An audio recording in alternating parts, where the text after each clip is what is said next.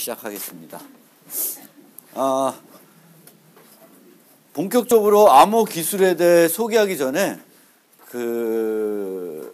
정보 보호와 관련된 암호 기술과 관련된 얘기를 사전에 좀 알아야 되는 기초적인 얘기부터 조금 하고 두 번째 노트부터 본격적으로 암호 기술에 대해서 소개를 하려고 합니다. 그래서 교과목 소개할 때 설명드렸듯이 정보보호 서비스 하면은 3대 서비스 뭐 이런 얘기도 하고 4대 서비스 얘기하는데 그 여러 개의 서비스 중에 많은 부분이 대부분 어떤 기술로 구현이 되냐면 암호 기술을 가지고 구현이 된다라고 말씀드렸습니다. 그래서 그런 기술들 비밀성, 무결성, 인증 이런 것과 관련해서 이 서비스가 어떤 서비스인지를 좀 설명을 하려고 합니다. 그 다음에 우리가 이 암호 기술을 그 메시지에 적용할 때 통신 계층, 즉 통신 계층이 한 7계층, 뭐 또 TCP/IP는 좀 다른데 계층별로 구성이 되어 있잖아요. 그래서 어느 계층에서 우리가 암호 기술 적용하에 따라서 약간 그 결과가 달라집니다. 그래서 그 부분도 좀 설명드리고 암호 기술 관련된 기본적으로 알아야 되는 용어 그리고 이 암호 기술의 한계 요거에 대해서 좀 소개를 하려고 합니다. 그래서 우리가 정보보호 서비스 3대 서비스 하면은 비밀성, 무결성, 가용성을 얘기해요.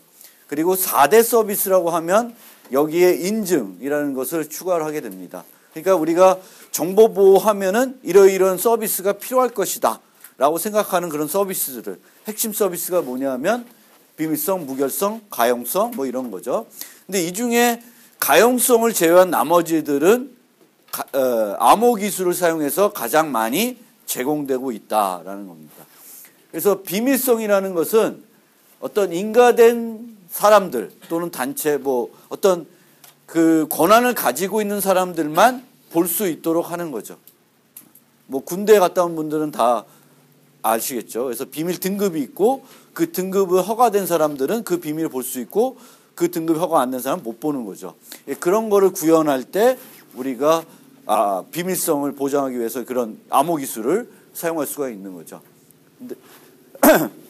근데 이렇게 비밀성을 우리가 제공하고자 할 때에는 우리가 비밀성을 제공하자는 그 데이터 또 정보가 있을 텐데 이 정보의 중요도 또는 이 정보를 어느 정도까지 어느 기간 동안 비밀성을 유지해냐에 따라서 우리가 사용해야 되는 그 보안 강도가 달라질 수가 있습니다. 보안 강도가. 보통 이 암호 기술에서는 암호 키라는 걸 쓰는데 이 보안 강도는 이 암호 키하고 매우 밀접한 관련이 있게 됩니다. 그래서 그거는 추후에 또 설명을 드리겠습니다. 근데 이 비밀성이라는 것은 볼 수 있도록 해준 서비스인데 거꾸로 얘기하면은 인가되지 않은 사람은 볼 수가 없어야 되는 거죠. 그것을 보장을 해줘야 돼요. 보장해줘야 됩니다. 그런데 그 다음에 이제 무결성이라는 서비스는 어떤 정보가 원래 이 정보가 이렇게 있는데 이것이 전송 과정이나 저장되어 있었는데 원래 저장된 값하고 바뀌지 않았다라는 것을 보장할 수는 없는 거예요. 그러니까 무결성이라는 것은 아까 비밀성이라는 것은 보장을 해줘야죠. 권한염사는 못 봐야 돼. 근데 무결성이라는 것은 디지털 정보들은 수정하기가 너무 쉬워요. 고치기가 너무 쉽다는 거예요. 그래서 그것을 원천적으로 막을 수는 없어요. 특히 통신상에 공개 채널로 전달되는 정보는 우리가 막을 수가 없는 거죠. 어떤 보장할 수가 없어요. 그래서 무결성이라는 서비스는 어떤 변경이 있을 때 그것이 그런 변경이 있었다는 사실을 알려주는 서비스예요. 그러니까 막아주는 서비스가 아니라 발견할 수 있도록 해주는 서비스다. 무결성은. 그런 면에서 차이가 있습니다. 그래서 발견할 수 있도록 하는 거고 얘는 보장을 해줘야 되고 그런 허가되지 않은 사람들은 볼 수 없도록 해주는 겁니다. 그 다음에 아마 여러분들이 가장 많이 접하는 실제 지금도 여러분들이 뭐 인터넷 뱅킹을 하거나 이런 데 할 때 이제 쓰는 것이 인증이라는 서비스가 되겠죠. 여러분이 과연 그 계좌의 소유자가 맞냐? 이런 거를 이제 따지는 거가 되겠죠. 그래서 인증이라는 용어는 여러 용도로 쓰여요. 그러니까 한 가지 용도로만 쓰이는 것이 아니라 다양하게 쓰이게 됩니다. 그래서 인증이라는 그 용어는 식별과 검증이 결합된 용어로서 뭔가 식별하고 싶은 게 있어요. 그리고 그 식별하고 싶은 것을 실제 그 맞는지를 검증하는 그런 것을 아울러서 인증한다 그럽니다. 그래서 사용자 신원을 인증할 때도 이게 김상진이 맞는지를 인증할 수도 있고 이 사람이 김상진인지 몰라도 되는데 교수가 맞는지를 인증할 수도 있고 그래서 주장되는 것이 뭐냐 우리가 검증, 식별하고자 하는 것이 뭐냐가 이제 봐야 될 것이고 그것을 또 어떻게 증명하는지를 이제 봐야 되겠죠. 그래서 통신 프로토콜에서는 통신에서 우리가 컴퓨팅 세계에서 메시지를 주고받는 이런 통신 프로토콜에서는 이 인증이 크게 세 가지로 나누어집니다. 메시지 인증, 메시지 원천지 인증, 개체 인증 뭐 이렇게 나눠지게 되는데 메시지 인증은 방금 우리가 봤던 무결성하고 같은 의미예요. 그러니까 메시지가 변했느냐 안 변했느냐. 그래서 이것도 보장해 주는 것이 아니라 발견하는 거죠. 그래서 메시지 인증이라는 용어는 거의 안 쓰이고 그냥 무결성이라는 용어로 많이 쓰여요. 그 다음에 원천지 인증이라는 게 있는데 오리진을 찾는다는데 보통 어디서 메시지가 온 거냐 어디서. 근데 여기서는 보통 위치 또는 그 물리적인 위치를 보통 말할 수 있는데 그 응용에 따라서는 여러분들이 사용하는 위치가 중요하지 않을 수 있어요. 그러니까 인터넷 뱅킹 하는데 집에서나 학교에서나 도서관에서나 서비스가 달라질 필요가 없죠. 그래서 위치가 중요하지 않은 서비스가 있는 반면 또 위치가 중요한 서비스도 있죠. 그 사람의 위치가 어디 있냐에 따라서 또 달라질 수 있습니다. 그래서 이런 메시지 원천지 인증은 보통은 정보 보안에서 위치는 중요하지 않는데 그 응용에 따라서는 그 위치가 또 중요할 수도 있습니다. 그리고 가장 우리가 많이 사용되는 것이 이제 개체 인증입니다. 신원을 검증하는 것. 뭐 여러분들이 ATM 기계에서 돈을 뺄 때도 인증을 하게 되겠고요. 이 사람이 그 계좌의 주인인지 아닌지. 근데 이런 인증을 할 때 우리가 크게 세 가지 종류의 정보를 이용해서 요소를 이용해서 인증을 한다 그래요. 그래서 첫 번째 것이 지식, 그 사용자 머릿속에만 있는 것을 확인해서 인증하는 거죠. 패스워드, 또 뱅킹할 때 쓰는 핀 번호, 4자리 숫자, 뭐 이런 것들이 지식을 이용하는 거게 되겠습니다. 그 다음에 또 많이 쓰는 것이 요 사람만 가지고 있는 독특한 특징, 지문이 됐든 뭐 홍채가 됐든 얼굴 모양이 됐든 목소리가 됐든 뭐 다양한 형태로 생체 정보들을 요즘 사용되고 있죠. 그래서 생체 정보가 여기에 해당이 되고 사용자만이 가지고 있는 것, 소유하고 있는 것, 카드, 열쇠 이런 것이 이제 그 세 번째에 해당이 되겠죠. 그래서 인증을 할 때 한 가지 요소만 쓸 수 있는데 보통은 좀 강도를 높이기 위해서는 여러 가지 요소를 혼합해서 쓰겠죠. 그래서 예전에는 두 가지 요소를 많이 썼어요. 두 가지 요소를 결합해서. 그래서 그럴 때 우리가 투팩터 인증이라고 그래요. 두 가지 요소를 쓴다 그래서. 보통 ATM 기계 같은 거, 그거의 투팩터 인증이에요. 하나는 여러분들이 그 ATM 기계 쓰려면 뭐가 필요해요? 은행 카드가 필요하죠. 카드는 요 밑에 것이 돼요. 카드만 넣는다고 돼요? 번호를 입력해야 되죠. 위에 거 이렇게 쓰는 거예요. 그래서 투팩터 인증. 또 그 말고도 더 많이 쓸 수도 있고 여러 개 쓸 수도 있고 인터넷 뱅킹 하다 보면 뭐 별거 다 하라 그러죠. 그래서 많이 시킬 수가 있습니다. 이거는 이제 강도를 높이는 그런 용도가 되겠고요. 생체 정보는 뭐 패스워드나 아이디 카드 이런 것들은 암호 기술하고 좀 밀접한 관련이 있는데 생체 정보 같은 경우에는 암호 기술하고 좀 관련이 없다고 생각할 수 있어요. 생체 정보라는 것은 보통은 카메라로 현재 걸 인식해서 등록해 놓은 것과 비교를 해가지고 이렇게 맞나 틀리냐를 보는 거예요. 그렇죠? 그래서 음성 인식 기술, 뭐 영상 인식 기술 이런 게 필요한 거죠. 지문도 마찬가지로 영상 인식을 해요. 카메라로 뭐 여러 가지 다른 요소로 이제 인식을 해야 되겠고 그 인식된 것과 저장된 걸 비교해야 됩니다. 그런데 이런 인식된 것과 저장된 것을 비교를 할 때 이 인식된 것과 저장된 것이 보호가 돼야 되겠죠. 만약 내가 저장되어 있는 사용자 지문 정보를 알게 되면 그 지문을 본따서 뭐 실리콘 같은 걸 만들어 가지고 또 위조할 수가 있는 거죠. 그래서 그런 걸 보호해야 돼요. 생체 정보 같은 경우에는. 그러면 그런 생체 정보를 안전하게 보호할 때는 또 뭐가 쓰이겠어요? 암호 기술이 쓰이겠죠. 그냥 생체 정보를 인식하고 이럴 때는 컴퓨터 비전 같은 수업에서 많이 여러분들이 강의 듣겠죠. 근데 그것만 가지고는 또 안 되고 암호 기술하고 또 같이 결합이 필요하다. 이런 겁니다. 그 다음에 인증 말고도 이제 아까 4대 서비스 말고도 이제 우리가 정보 보호하면 이제 많이 쓰는 서비스들이 있는데 그 중에 하나가 이제 부인 방지 서비스입니다. 너 지난번에 그거 했지? 안 했습니다. 이런 것들을 이제 부인하지 못하게 하는 겁니다. 메시지를 보냈는데 난 보낸 적이 없다. 뭐 이런 거고요. 받았는데 받은 적이 없다. 그래서 그런 겁니다. 그래서 부인 방지는 여러 가지 응용해서 쓰일 수 있는데 통신하고 우리가 얘기되면 통신, 메시지를 주고받는 송신자가 있고 수신자가 있는 상황에서는 이런 4가지 부인 방지 서비스가 필요하다고 그럽니다. 근데 보통 우리는 통신하면은 2자 간, 송신자, 수신자 둘이 메시지를 주고받는다고 많이 생각하죠. 그래서 2자 간에서는 송신, 수신 방지가 필요합니다.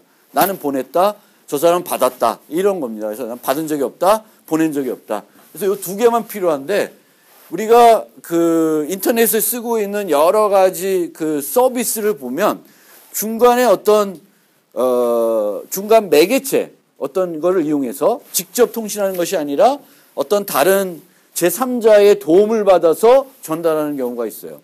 이메일 같은 게 대표적인데 이메일은 내가 어떤 이메일 보내면 바로 가는 것이 아니라 메일 서버에 거쳐서 내 SMT 서버에 거쳐서 상대방의 뭐 또 메일 서버에 들어가서 또 여러분들이 그것을 팝이나 뭐 다른 방법으로 가지고 올 수 있는 거죠. 그래서 중간에 어떤 서버나 다른 것에 거쳐서 메시지가 갈 수가 있습니다. 그럴 때에는 그 중간에 있는 애들이 뭔가 부정을 할 수도 있어요. 그렇죠? 그럴 때 이제 필요한 게 전달, 제출 뭐 이런 것들이에요. 그냥 이런 것이 있다. 뭐 중요한 건 아니고. 그래서 그런 개념이 나오고요. 여기서 우리가 알고 있어야 되는 것은 부인 방지를 할 때 그 부인할 수 있는 사람이 뭔가 증거를 남겨야 됩니다. 송신한 사람이 송신하면서 어떤 증거를 남겨야 돼요. 그 송신한 사람이 송신하면서 증거를 안 남기면 그건 나중에 부인 방지를 서비스를 제공할 수가 없습니다. 그래서 송신을 할 때 이러이러한 방법을 써서 송신하게끔 어떤 약속이 돼 있어야 되고 그게 강제화가 돼야 되죠. 그럴 때에만 어떤 부인 방지가 될 수 있습니다. 마찬가지로 받은 사람이 받은 다음에 뭔가를 또 증거를 남겨야 돼요. 거꾸로 액을 준다든지 이런 식으로 하지 않으면 부인 방지를 제공할 수가 없어요. 부인 방지를 제공하려면 그 부인할 수 있는 주체가 어떤 증거를 남겨야 된다. 그러니까 이런 식으로 내가 이 토큰 뭔지 모르겠지만 어떤 증거물들을 그 부인할 수 있는 사람이 남겨야 된다라는 겁니다.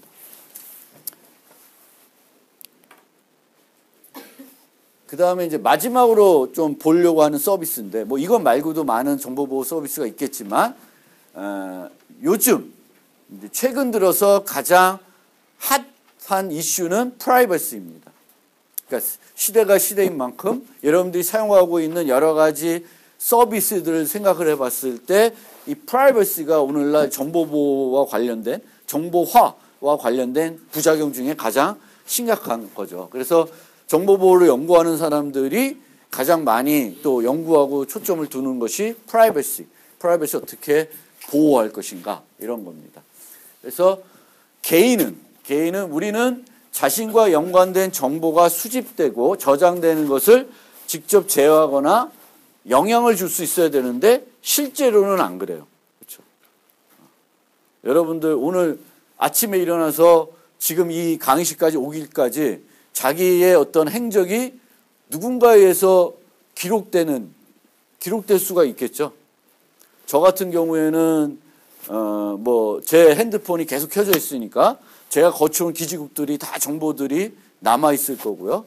저는 고속도로를 타고 이제 왔으니까 그 고속도로 편리하게 쓰기 위해서 하이패스를 쓰는데 하이패스에 제가 다 찍히죠. 그렇죠?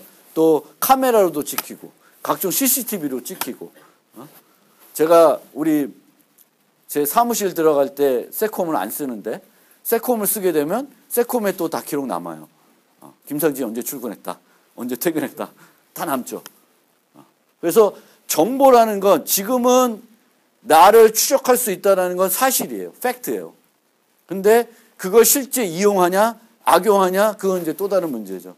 그것들은 우리가 보통은 이제 기술로 막아야 되는데 기술로는 요즘은 잘 안 되고 법률로 지정해 놨죠. 세콤이 우리의 정보들을 가지고 있지만 세콤이 그 정보들을 남용할 수 없게끔 되어 있죠. 그리고 세콤이 우리 학교 총장이 요구해도 줄 수 없게 돼 있어요. 그러니까 내 정보를 총장이 달라 그러면 총장한테 못 줘야 돼. 여러분 정보를 달라 그래도 줄 수가 없어야 돼. 그게 정보보호법이니까 법률로 그렇게 되어 있어요.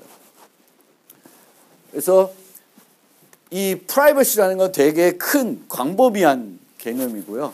우리가 보통은 이 프라이버시를 얘기할 때 그럼 우리가 서비스를 사용할 때 익명으로 내가 내 자신을 밝히지 않고 쓰면은 프라이버시가 보장되겠구나라고 이제 생각을 할 수가 있죠. 그래서 프라이버시 하면은 또 익명 기술, 어너니미티라고 하는데 그 익명 기술하고도 많이 관련이 되어 있습니다.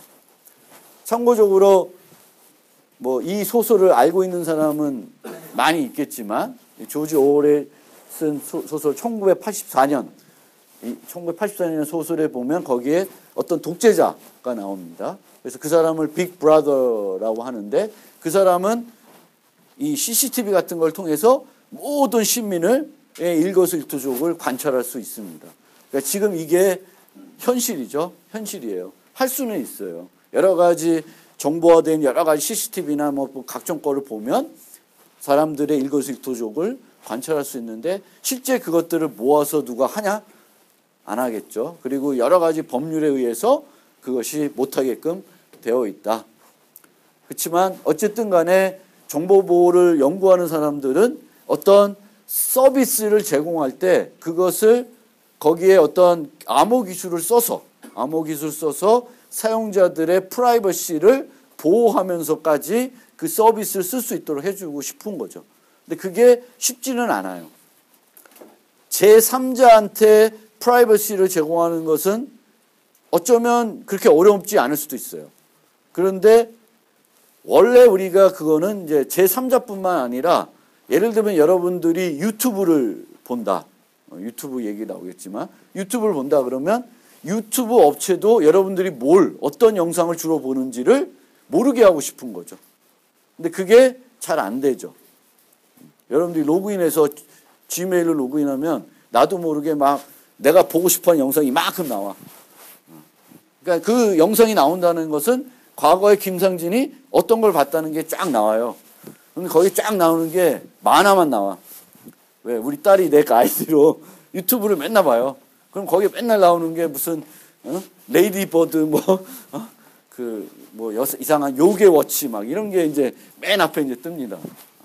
우리 딸이 이런 걸 보는구나. 그런 게 되는 거죠. 그래서 프라이버시의 어떤 종류를 좀 더 세부적으로 살펴보면 내용, 행동, 위치, 프라이버시로 이렇게 좀 나눌 수가 있습니다. 유튜브를 예를 들을게요. 내용 프라이버시는 유튜브를 쓰고 있는데 여러분들이 어떤 영상을 보는지를 숨기는 게 내용 프라이버시가 되겠죠. 그 다음에 행동 프라이버시는 유튜브를 보는 것 자체를 모르게 하는 거예요. 여러분 유튜브를 보고 있어도 다른 사람이 여러분들이 유튜브를 보고 있는지 모르는 겁니다. 그 다음에 위치 프라이버시는 이것도 물리적인 위치인데 여러분들이 지금 이 서비스를 여러분들 방에서 보고 있는지 지금 지금 강의하고 있는데 뒤에서 핸드폰을 보고 있는지 이런 것들 위치를 숨기는 것이 위치 프라이버시가 되겠죠. 위치 프라이버시. 그래서 위치 프라이버시가 계속 노출이 되면 우리가 뭘 할 수 있다고 하냐면 위치 추적을 할 수 있다고 그래요. 그리고 위치 추적이 가능하면은 이건 심각하게 프라이버시가 침해된다고 얘기를 합니다. 그리고 우리가 이런 행동 프라이버시가 보장이 되면 내용 프라이버시가 보장되겠구나. 또 내용 프라이버시가 보장되면 행동 프라이버시가 보장되겠구나. 라고 생각할 수 있는데 그건 아닙니다.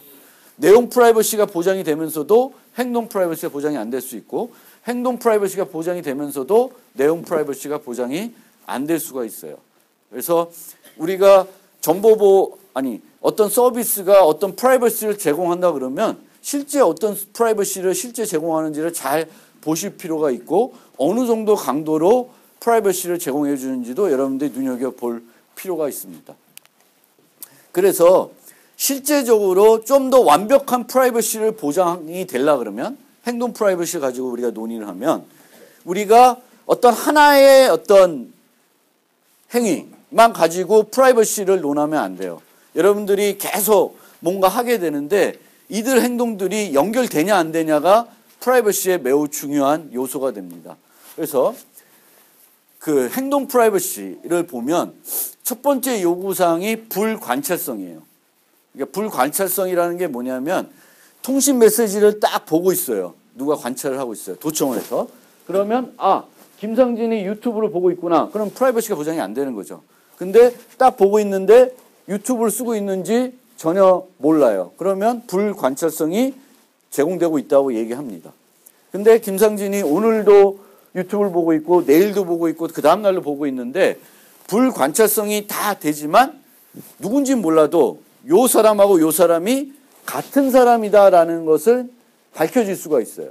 그러면 뭐가 안 되냐면 불연결성이 제공이 안 된다 그래요.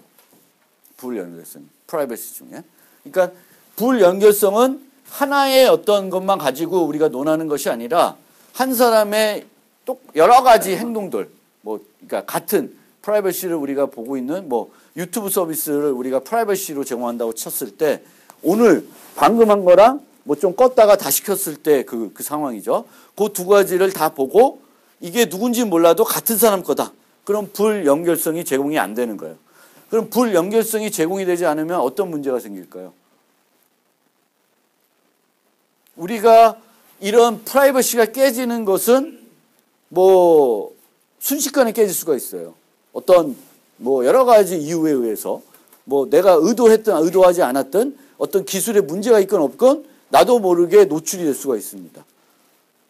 누가 옆에서 봤더니 얘 지금 쓰고 있어. 그래서 가르쳐 줄 수도 있고 여러 가지 형태로 노출이 될 수 있습니다. 근데 불연결성이 제공이 안 되면 노출이 되면 어떻게 돼요? 다 연결되죠.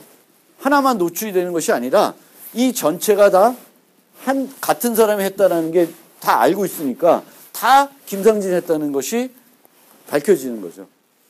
그러니까 불연결성이 제공이 안 되는 프라이버시는 별로 의미가 없다는 거예요. 불연결성. 그러니까 예를 들면 여러분들이 홍길동이라는 익명의 아이디를 써요. 그럼 홍길동이 김상진인지를 모르는 거죠. 근데 홍길동을 계속 쓰다가 어느 날 홍길동이 김상진인지 알았어. 그러면 그 사이에 홍길동 이름으로 활동된 모든 사항들은 다 누구 거예요? 김상진이 한 거죠. 이게 다 밝혀지는 거예요. 그래서 불연결성이 제공이 돼야 된다. 그럼 맨날 아이디 바꿔야 되지. 맨날 다른 아이디를 쓰거나 다른 익명을 쓰지 않으면 별로 의미가 없다. 그게 만약 마치 내가 익명으로 쓰는 것 같은데 맨날 똑같은 익명으로 글을 올려. 그러면 그것도 별로 프라이버시가 제공이 된다고 볼 수가 없어요. 금방 밝혀지면 그 하나의 글만 이 사람이 한 걸로 밝혀지는 게 아니라 그 전에 그 아이디로 올린 모든 글들이 똑같은 사람이 올린 걸로 밝혀지게 되겠죠. 그렇잖아. 그 댓글 사건 보면 다 맨날 똑같은 아이디로 국정원이 똑같은 아이디로 한 사람이 똑같은 아이디로 올리죠. 트위팅을 하죠. 그럼 한 사람이 그 사람이 국정원이다 그러면 그 트위터는 다 그 사람이 한 거지. 그래서 또 여러 아이디를 쓰기도 하지만 그렇습니다. 그래서 불연결성이 무슨 개념인지는 알겠죠. 그래서 프라이버시를 얘기하면 이제 그렇게 두 가지가 다 제공이 돼야 됩니다. 그런데 또 우리가 그래서 완벽하게 암호 기술을 써서 프라이버시를 제공해 줄 수도 있어요. 어떻게 만들면. 근데 그렇게 되면 이제 여러분들이 좋은데 여러분들이 실제 프라이버시를 보호받을 때만 쓰는 것이 아니라 악용할 수가 있는 거죠. 항상 정보보호 서비스를 순수한 목적으로 좋은 목적으로 쓸 수도 있지만 나쁜 목적으로 활용이 될 수가 있어요. 범죄에 활용되고 뭐 마약 거래에 활용이 되고 이럴 수가 있습니다. 그래서 우리가 정보보호 서비스를 통해서 이렇게 할 수 있지만 그것을 못하게 또 정부에서 너 그런 거 쓰면 안 돼 이렇게 할 수도 있어요. 근데 그게 이제 잘 안 되겠지만 어쨌든 완전한 프라이버시를 제공하면 악용될 수 있기 때문에 항상 우리가 기술을 연구할 때는 완전한 프라이버시를 제공하는 쪽으로 연구하는 것이 아니라 조건부 프라이버시로 기술을 제공하게끔 연구를 하게 돼요. 조건부.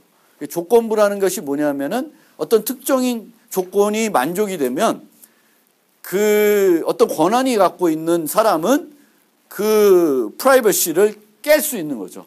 프라이버시를 철회시켜가지고 누가 했는지를 알 수 있게 해주는 거예요.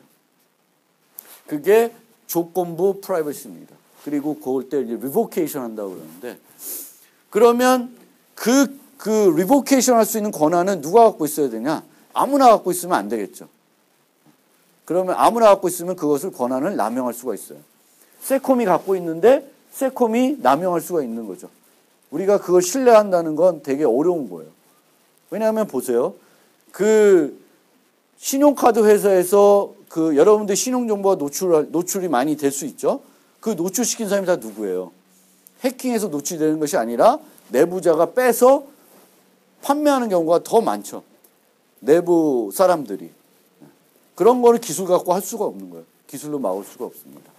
그래서 특정 기관이 홀로 어떤 권한을 행사할 수 있으면 그 권한을 남용하는 게 쉽겠죠. 그러면 이 권한 남용하는 것을 암호기술 세계에서는 또 막을 필요가 있겠죠. 그래서 그때에 이제 사용하는 기술이 임계 기반 비밀 공유 기법이라고 그래요. 임계 기반. TM. 그래서 N명한테 권한을 줘요. 그러니까 한 사람한테 권한을 주는 것이 아니라 어떤 권한을 우리가 만들었을 때 그 권한을 한 사람만 가지게끔 하는 게 아니라 여러 사람이 그 권한을 분산해서 가질 수 있게끔 해요. 그 다음에 N명이 있으면 그 N명보다 적은 T명에게 T명이 모이면 그 권한이 갖고 있는 사람 중에 T명이 모이면 그 권한을 실제적으로 실행할 수 있게끔 하는 거예요. T명. 왜 핵 발사할 때 그 키를 돌려야 되는데 뭐 국방부 장관, 대통령, 뭐 연합사령관 뭐 이런 사람들이 같이 동시에 뭐 돌리지 않으면 발사를 못하게 하죠. 그냥 대통령이 핵가닥 해가지고 지금도 핵가닥 한 것 같은데 이 막 우리나라는 그래도 핵미사일이 없으니까 다행이죠. 그걸 막 발사시키고 있으면 안 되죠. 그렇죠? 그래서 그거를 권한을 분산시키죠. 권한을 분산시키고 그 권한 분산시켰는데 예를 들면 5명한테 권한을 나눠줬어요. 근데 그중 한 사람이 그 권한을 할 수 있는 키를 잊어버렸다든지 그 사람이 납치돼가지고 묶여 있어요. 그러면 실제 필요할 때 그 서비스가 실행이 안 되겠죠. 그래서 이런 경우에는 절대 NN 방식으로는 안 써요. N명한테 나누는데 N명이 다 모여야지만 할 수 있게끔 하진 않아요. 그거를 이제 하는데 이 T는 보안 변수라고 되어 있죠. 조절할 수가 있습니다. 10명이고 20. 그러면 10명 중에 2명만 모이면 되는 거죠. 그러면 좀 더 엄격하게 하고 싶으면은 T를 좀 늘리겠죠. 뭐 50. 그러면 10명 중에 5명이 모이면 뭐 철회할 수 있게 하는 거죠. 근데 그걸 너무 높이게 되면 꼭 필요할 때 누가 반대를 해서 못할 수가 있습니다. 그러니까 그거는 그 응용의 중요도와 보는데 절대 NN은 안 한다. NN 하면 그거는 완전 100% 찬성 뭐 이런 거니까 그거는 뭐 있을 수가 없죠. 민주주의 사회에서는 똑같은 상황에 대해서 전원 동의하기가 쉽지가 않으니까. 그래서 꼭 필요할 때 쓸 수 있게 하려면 T는 N보다는 작아야 된다. 그리고 조절할 수가 있다. 이 조절할 수 있는 어떤 값을 우리는 변수라고 그래요. 보안 변수. 그래서 이거는 이제 설정하는 사람이 이렇게 설정할 수가 있겠죠.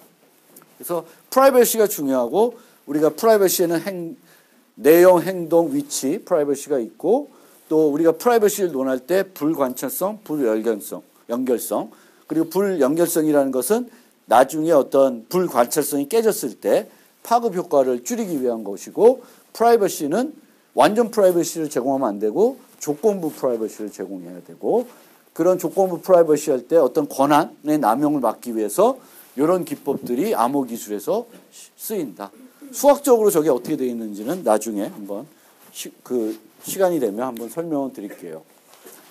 그 다음에 이제 서비스 얘기는 이제 여기로 끝내고 통신 계층이 뭐 이렇게 있으면 이 통신 계층이 이제 하이 레벨 있고 상위 레벨이 있는데 위에 있는 레벨들은 그 출발지와 목적지 사이의 프로토콜이고요. 이 좀 아래로 갈수록은 출발지와 목적지 사이보다는 바로 옆 노드. 우리가 통신을 하면 얘와 얘 사이에 이루어지는데 바로 연결된 게 아니라 뭘 거치게 되죠. 보통 라우터나 다른 노드들도 거칠 수가 있습니다. 그래서 거쳐서 이제 목적지까지 가는데 보통 상위 레벨들은 end-to-end 해가지고 출발지와 목적지 사이에 어떤 프로토콜이 이루어지는 거고요. 아래에 있는 레벨들은 이제 홉바이홉이라 그래서 이웃 노드 간에 이루어지는 프로토콜이 됩니다. 그러면 우리가 암호 기술을 end-to-end, 송신자와 수신자 사이에 이루어질 수도 있고 송신자와 수신자 사이에 이루어지는 것이 아니라 내부적으로 요 노드들 사이에 알아서 해주는 수도 있어요. 둘 다를 동시에 사용할 수도 있습니다. 그러면 저렇게 하는 것과 이렇게 하는 거의 차이를 좀 한번 생각을 해보면은 상식적으로 생각해도 쉽게 이해할 수 있는데 속도는 쉬운 것부터 합시다. 속도는 누가 빠르겠어요? 얘가 더 빠르겠죠. 얘는 암호화했다 복호하고 암호화했다 복호하고 조작하고 또 그걸 또 해야 되고 막 이렇게 해야 되는 거예요.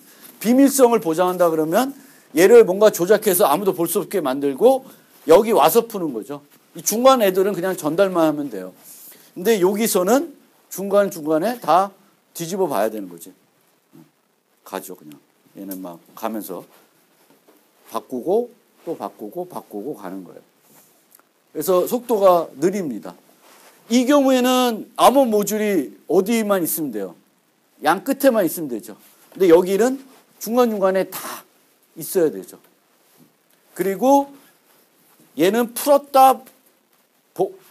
풀었다가 다시 암호하고 풀었다 암호화를 반복하니까 이 중간 노드들이 내용을 볼 수 있어요, 없어요? 볼 수 있어요. 얘는 못 봐. 그래서 이런 방식에서는 우리가 중간 노드들을 신뢰해야 되겠지만 여기서는 중간 노드들을 신뢰하지 않아도 되겠죠. 그리고 이제 뭐 방법에 따라서 그런데 그러면 다 얘가 좋은 것 같은데 단점은 얘는 트래픽 분석이 가능하고요. 얘는 트래픽 분석이 가능하지 않도록 만들 수가 있습니다.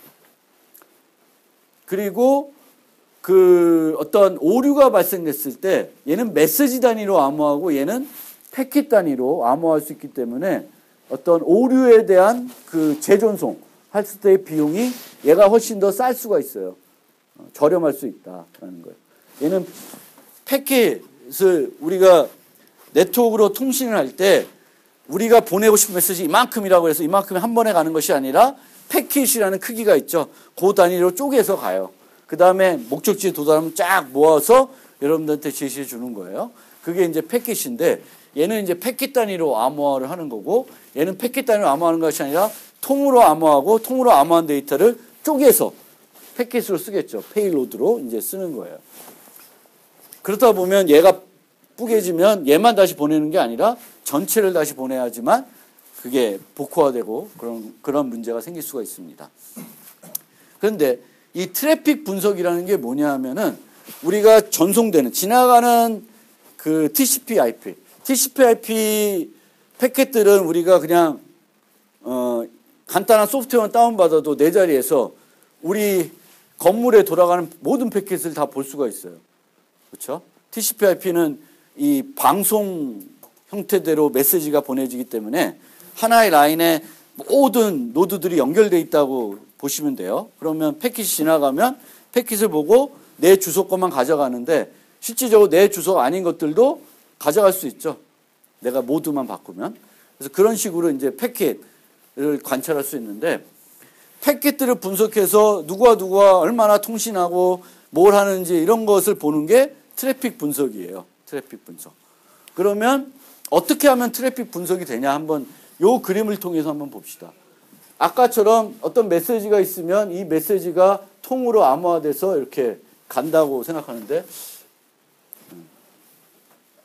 조금은 여기 설명이 이렇게 큰 메시지가 이렇게 쪼개져서 각각 암호화됐다고 보이는데 통으로 암호화됐다고 생각을 하셔도 상관없어요.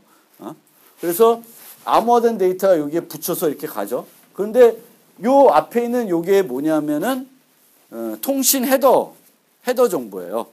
헤더 정보에는 출발지가 뭐고 목적지가 뭔지 다 정보가 들어있죠. 그래서 우리가 패킷의 헤더를 보고 라우팅을 해주죠. 이게 목적지까지 어디를 거쳐서 어떻게 가야 되는지를 저걸 보고 내비게이션 해주는 거죠. 밑에서. 그래서 요 정보를 보고 A에서 D로 가는구나. 그리고 이 값들이 안 변하죠. 그러면 이걸 보고 있으면 이 메시지가 이렇게 해서 여기까지 갔다라는 것을 우리가 전체적인 통신망을 우리가 관찰할 수 있으면 알 수 있죠. 알 수 있어요.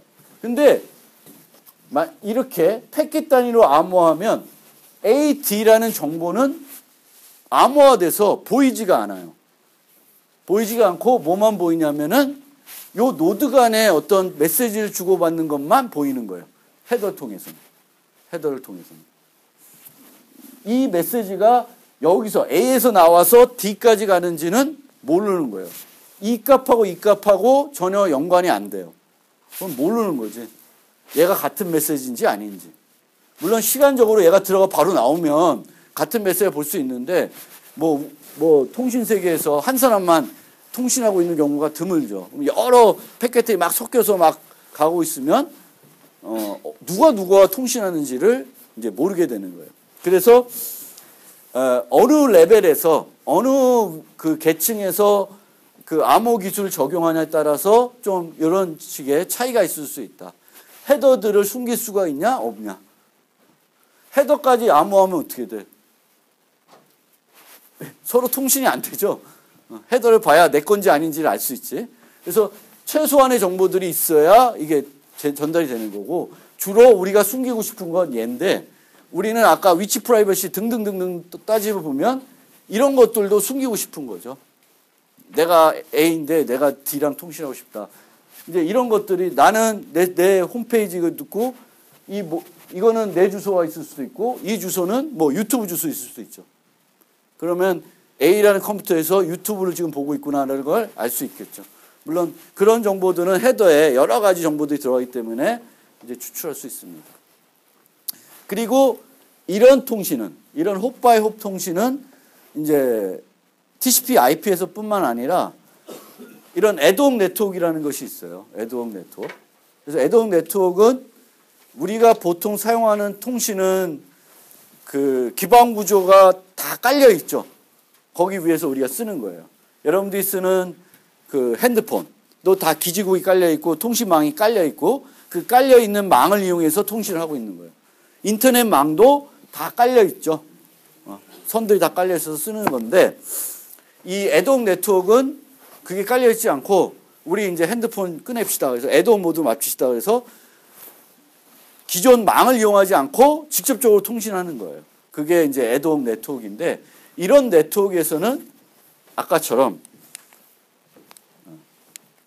앞에 있는 이런 방식이 아예 안 돼. 여기는 아예 기본적으로 홉 바이 홉 방식밖에는 안 돼요. 애드헙 네트워크. 그래서 이 애드헙 네트워크가 이제 요즘 그 유비쿼터스 등등등등해서 이제 이런 보통 애드헙 네트워크가 어디서 많이 응용이 되냐면은 그 기반 구조가 설치가 안 돼 있는 데에 그 통신이 필요할 때 예를 들면 일본 같은 데서 쓰나미가 일어나서 통신망이 다 망가졌어요. 그러면 그 안에 들어가서 구조 활동을 해야 되는데 통신망이 없죠. 그럼 그 통신망을 새롭게 깔고 뭐 구조 활동하는 것이 아니라 애드헙 형태대로 즉 그 자리에서 서로 상호 간에 연결시켜 가지고 통신을 하게 됩니다. 그게 이제 애드헙.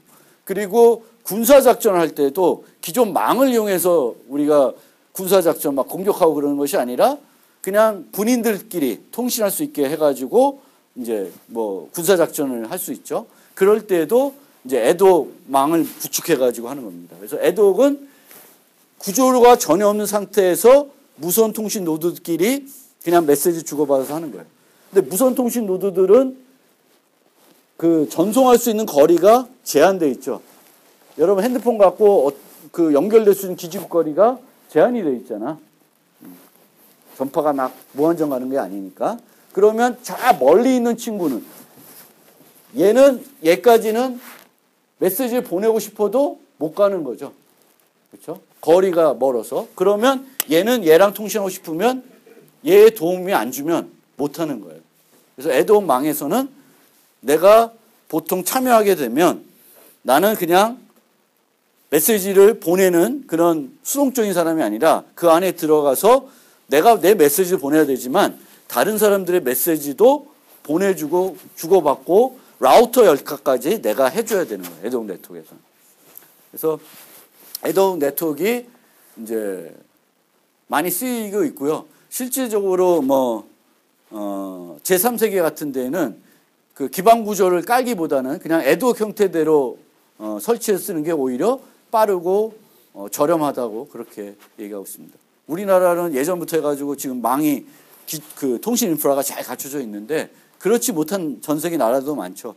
그런 나라들은 그렇게 그 통신 기반 구조를 깔기보다는 이제 그런 애독 기술을 쓰면 좀 빠르고 할 수도 있죠. 뭐 그래 뭐 예전에 보면 뭐 풍선을 뭐 주크버그인가 페이스북에서 했나 마이크로소프트인가 이 풍선을 이게 구글인가요? 풍선을 띄워서 언론 같은 거 띄워서 거기다가 그 통신 장비를 넣어가지고 통신할 수 있게 해주는 거죠. 그런 것도 다 애독망이죠. 자, 조금 시간이 남았는데 기본 용어들 몇 가지 설명드리고 이제 끝낼게요. 그래서 그 암호 기술은 아주 예전부터 있어 왔는데 그 과거로 돌아가면은 가장 핵심적으로 고려했던 서비스는 비밀성이에요. 군대에서 군사작전할 때 그 작전을 비밀스럽게 전달하기 위해서 이런 암호 통신이 발달됐습니다. 그래서 비밀성에 초점이 되어 있고 많은 용어들이 이제 거기에 이제 초점이 두고 있죠. 근데 오늘날에는 비밀성 말고도 그 정보 보호가 해줘야 되는 것들이 많아 있어요. 그래서 이제 비밀성이라는 관점에서 보면 우리가 용어들이 나오는데 평문이라고 하는 것은 그냥 눈으로 보면 또는 어떤 소프트웨어를 갖고 있으면 그 내용을 알 수 있는 내용이에요. HWP 파일은 우리가 눈으로 보면은 볼 수 있나? 이진 데이터라 모르겠지. 그런데 HWP라고 하는 아래 한글 프로그램만 있으면 내용을 읽을 수가 있죠. 그래서 그런 것들 다 평문이에요. 근데 걔를 우리가 암호화를 합니다. 암호화를 하면 뭔가 바뀌어. 근데 얘는 뭘 갖고 와도 절대 이게 어떤 내용인지를 알 수 없게 됩니다. 그래서 얘를 암호문이라고 그러고요. 이 암호문을 다시 복화해서 평문으로 돌리지 않는 한 내용을 볼 수가 없습니다. 그래서 암호화하는 과정, 복호화하는 과정이라 그러고 여기에 보시면 키가 들어가요. 키. 그래서 키. 그래서 옛날에는 키가 없이 얘를 비밀로 했어요. 얘를. 암호화하는 방법 자체가 비밀이었어요. 2차 세계대전 그 이전까지만 해도 얘를 비밀로 했어요. 어떻게 하는지. 근데 지금은 얘를 비밀로 하는 것이 아니라 얘는 공개되고 얘는 다 알아요. 어떻게 하는 건지. 근데 얘가 이제 숨겨지는 거예요. 왜 그렇게 해야 되는지는 다음 시간에 설명을 드릴 거고요. 암호 기술은 이런 공격자가 존재하는 상황에서 서비스가 안전하게 이루어질 수 있도록 그런 기술들을 개발하고 연구하는 학문이 암호 기술이라 그러고요. 암호 해독 기술은 분석해서 문제점을 발견하는 쪽이에요. 저는 공부를 암호 기술 쪽으로 많이 했고요. 수학이 부족하다 보니 이 암호 해독 기술은 좀 더 수학과 출신들이 많이 하고요. 우리 컴퓨터공학 출신들은 조금 이론이나 이런 수학 머리가 좀 부족하다 보니까 응용 쪽으로 많이 해요. 물론 컴퓨터 공학자들 중에서도 머리가 아주 좋은 사람들은 둘 다 하기도 합니다. 그래서 이런 용어들이 있고 우리는 주로 해독 기술을 이 수업 시간에 저도 잘 모르기 때문에 강의하기 힘들고요. 암호 기술 쪽으로 어떤 기술, 이런 상황에서는 어떤 기술을 쓴다. 이런 쪽으로 이제 설명을 많이 드리게 됩니다. 그리고 마지막 슬라이드인데 암호 기술의 한계. 그래서 암호 기술은 앞서 설명드렸듯이 그 많은 정보보호 서비스를 구현할 때 사용되는 기술이에요. 비밀성을 제공할 때, 무결성을 제공할 때, 인증을 할 때 다 사용되는 기술이지만 모든 보안 문제를 해결할 수는 없습니다. 그래서 얘가 만능, 솔루션은 아니다라는 겁니다. 특히 그 정보보호에서 가장 방어하기 힘든 공격이 사회공학이에요. 사회공학적인 공격. 저게 뭐예요? 사회공학. 소셜 엔지니어. 돈 한 100만 원 주고 키 좀 주세요. 그게 사회공학이에요. 그거는 어떤 기술 갖고 와도 해결이 안 돼요. 그렇죠? 그건 법, 도덕 뭐 이런 거 갖고 해야 되는 거지. 그래서 사회공학이라는 건 기술 외적인 걸 이용하는 거예요. 기술 외적인 거라고 하면은 몰래 여러분들 가서 또 이렇게 컴퓨터에다가 패스워드 적어놓은 사람 있죠? 그럼 들어가서 그거 보고 로그인하고 이런 거는 사회공학이에요. 그건 뭐 기술 쓰는 게 아니잖아. 물론 문 따고 들어가는 기술이 필요하겠지만 공학기술, 그것도 공학기술인가? 어쨌든 그런 기술들을 쓰는 것이 사회공학이에요. 사회공학 중에서 가장 쉽고 저렴한 것이 브라이빙, 돈, 뇌물 주는 거예요. 어떤 암호 알고리즘 깨기 위해서 엄청나게 비싼 컴퓨터를 살 수 있는데 그거 사는 바에는 거기 관리자가 누군지 알아서 술 한번 대접하고 뭐 이렇게 하는 것이 좀 더 싸게 맥힌다. 그게 이제 현실이죠. 현실이고요. 그리고 이 암호 기술은 또 하나는 제대로 구현하고 올바르게 사용하지 않으면 효과가 없습니다. 그래서 가만 보시면은 뭐 인터넷 뱅킹 막 문제됐다 그러는데 인터넷 뱅킹이 문제되는 것은 거기서 쓰는 암호 기술이 뭔가 뚫려서 문제가 생긴 게 아니라 그걸 만드는 사람들, 액티브엑스의 문제라든가 그 만든 사람들이 있겠죠. 코딩한 사람들이 잘못해서 그래요.